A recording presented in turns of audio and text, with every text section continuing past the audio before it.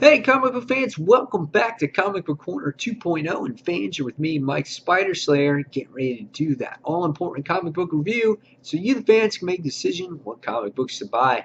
And today, fans, we're going to be talking about Scarlet Spiders, issue number 1, Spider-Verse tie in. That's right, fans. Now, if you read Amazing Spider Man issue number 10, you realize that Dimios, I think that's the way you say his name, was a clone, and he came from a different place. So what happened is we got all the clones working together to go finding out where this cloning facility is or how the inheritors are being cloned, and that's how you have Scarlet Spiders here.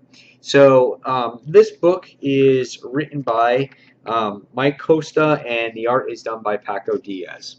Let me just tell you here that the artwork is phenomenal. I think Paco Diaz does a wonderful job at drawing these spider characters that we know. They have great facial expressions. They have great over-exaggerated parts, gangly-like positions that represent what a spider would. And I think throughout the issue, I thought it was very well done. Love the coloring here. Doesn't make it too dark. It's kind of lighthearted, which at times really fits Spider-Man books because a Spider-Man book is very comical, and being that we're getting Spider-Verse itself being a little bit darker, this lightens up the series a little bit, or the event that's going on here. Great paneling, great artwork. Again, I really loved this issue, and here's the detail on Genix, who is the main villain in this particular Earth. Again, Jessica Drew drawn really well here as well. Again, I can't get over this art. I thought it was just really well done.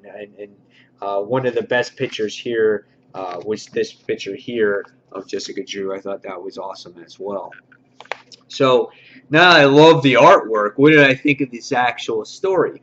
I think the story was pretty good. I think it wasn't overly complex. It's a very straightforward point A to point B story. A lot of times there was there was a lot of narration in this story, and I felt at times that the narration didn't make sense or it got in a way. Really focused a lot on Jessica Drew based off of this narration here. Um, and really what happens in the book is that our heroes land on this Earth and they come into this cloning facility, and this is what the Earth kind of looks like. And they're all taken back on how beautiful it looks. They never would have thought that these crazy inheritors would live in a place like this. And their whole job is to find out who this guy is, Genix. He's the ruler of this world. He's the one that produces all these clones, and everyone is cloned. Um, so what happens is they come across a Tony Stark Iron Man here, and they're finding out that everybody in this world is cloned. They're pretty much assuming that Tony Stark is cloned too, because in the issue, when you read it, you'll find out that he attacks, our clones. He attacks Kane and Ben and Jessica in here, and you're just like, oh my God, and what happens? And then by the time you get to the end of this issue, you wind up meeting Johnny Storm, which he's completely different as well too, and it's pretty awesome. So I really enjoyed this issue, guys. I think that the dialogue between our spider characters in this issue were pretty well done. It's great to see Ben Reilly in a book and him talking and having some comical humor in here as well. And this was just a really fun book to me. And this is what Spider-Verse is for me.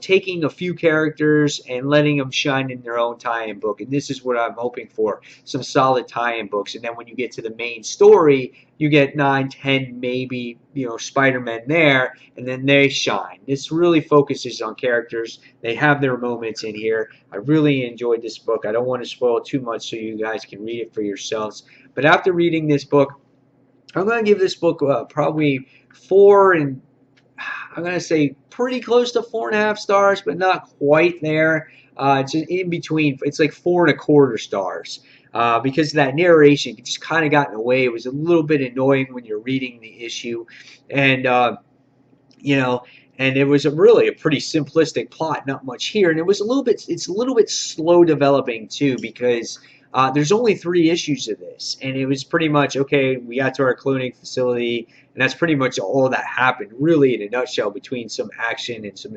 dialogue and stuff. So yeah, probably leaning towards that 4-star mark, but definitely give this a try. I think Spider-Man fans are going to enjoy this. They're going to love the artwork here. Really fits the book, and yeah, 4 out of 5 stars for me again, guys. So fans, as always, thank you for watching Comic Book Corner 2.0. Don't forget to check out my other reviews on Comic Frontline as well. And guys, don't forget to like me on Facebook, and you can follow my Twitter also. So guys, as always, thank you for watching, and I'll see you in the next comic book review. Take care, fans.